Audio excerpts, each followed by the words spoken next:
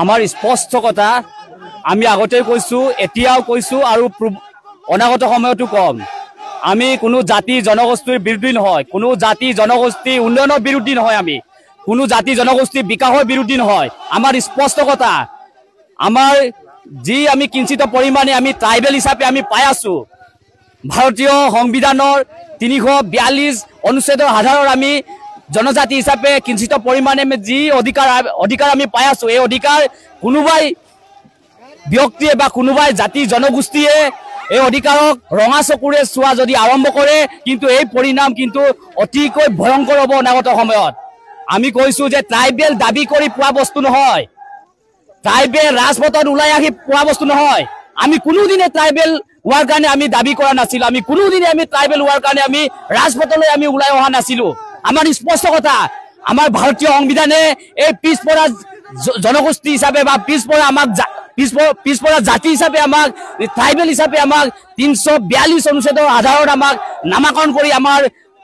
ভাষা কৃষ্টি সংস্কৃতি ঐতিহ্য আমাৰ ভূমি অধিকাৰ আমি আমাৰ ভূমি প্ৰটেকশ্যন দিবৰ কাৰণে যি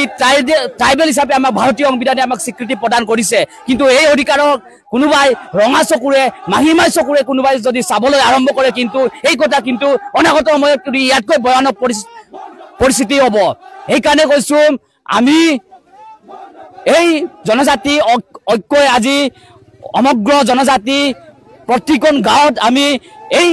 কিন্তু দাবী আমি কৰিবলৈ আমি ওলাই আহিছো ৰাজপথত আমি ওলাই আহিছো যে আমাৰ অধিকাৰ এতে সুৰক্ষিত হ'ব লাগিব আমাৰ অধিকাৰ কি অনাদি অনন্ত কাললৈ আমাৰ অধিকাৰ সুৰক্ষিত হ'ব লাগিব আৰু তেওঁলোকৰ OBC হিচাপে তেওঁলোকক যি অধিকাৰ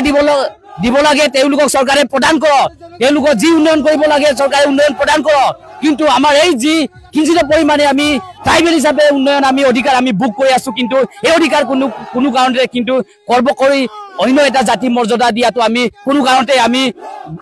গ্ৰহণ কৰিব নোৱাৰো এই কথা কিন্তু চৰকাৰক আমি অখিয়াই দিছো আৰু অহা 25 নৱেম্বৰ তাৰিখে এই ছয় জনগোষ্ঠী জনজাতিকৰণৰ কাৰণে প্ৰতিবেদন চৰকাৰে দাখিল কৰিব আমাৰ ইয়াৰ পৰাই চৰকাৰক আমি অখিয়াই দিব বিচাৰিছো যে এই দিনা কিন্তু ট্ৰাইবেলৰ পক্ষত যদি চৰকাৰে ব্যৱস্থা গ্ৰহণ নকৰে অনাগত সময়ত চৰকাৰে কিন্তু ইয়াতকৈ ভয়ংকৰ পৰিস্থিতি সন্মুখীন হ'বলৈ সাজু হওক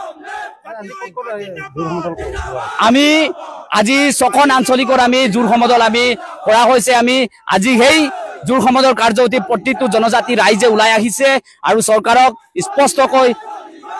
অকিয়নি প্ৰদান কৰিব বিচাৰিছো যে এটা জাতিক মৰ্যাদা দিবলৈ যাওঁতে আন এটা জাতিৰ অধিকাৰ যাতে ক'ব নহয় এই কথা কিন্তু চৰকাৰে কিন্তু মনত ৰখাটো ভাল